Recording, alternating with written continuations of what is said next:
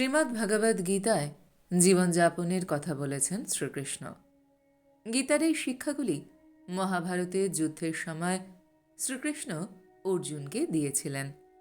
গীতার সেই শিক্ষা আজও সমানভাবে প্রাসঙ্গিক। জীবনযাপনের সঠিক পথ দেখায় গীতা। গীতার বাণী জীবনে গ্রহণ করলে মানুষ জীবনে উন্নতি লাভ করে।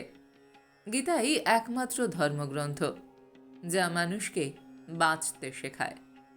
গীতা জীবনে ধর্ম, কর্ম এবং প্রেমের পাঠ শেখায়। গীতার কথা মানলে জীবনের সাফল্য নিশ্চিত।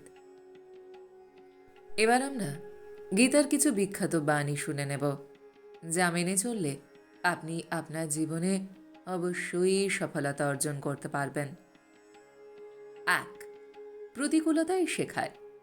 শ্রীকৃষ্ণ গীতায় বলেছেন, যারা কখনো জীবনের সমস্যার মুখে পড়েননি তারা কোনোদিনই নিজের শক্তি সম্পর্কে বুঝতে পারবেন না। প্রতিকূলতা না এলে মানুষ নিজের শক্তি বুঝতে পারে না, নিজের আত্মবিশ্বাস সম্পর্কে জ্ঞাত হন না। 2. মনের সত্য। মনের সত্য কখনো নষ্ট হয় না। মানুষের হিত সাধনের ভাবনা থাকাই হল ঈশ্বর সাধনা। সৎ মন থাকলেই ঈশ্বর লাভ হয়। 3. কর্ম। মানুষের ভাগ্য তার অতীত কর্মের ফল।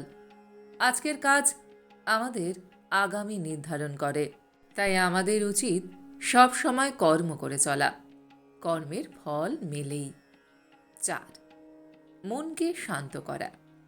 শ্রীকৃষ্ণ বলেছেন, শান্তি, বিনয়, নীরবতা, আত্মনিয়ন্ত্রণ এবং সততা, এই 5টি জিনিস মনকে শৃঙ্খলা দেয়।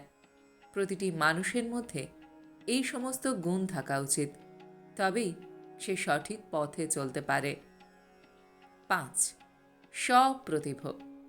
গীতার মতে প্রত্যেক মানুষেরই কোনো না কোনো প্রতিভা থাকে, কিন্তু মানুষ এই প্রতিভাকে চিনতে না পেরে অনেক সময় অন্যের মতো হয়ে ওঠার জন্য তা ধ্বংস করে দেয়।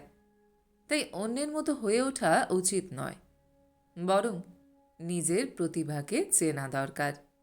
6. ঈশ্বরের নিমিত্তে অর্পণ।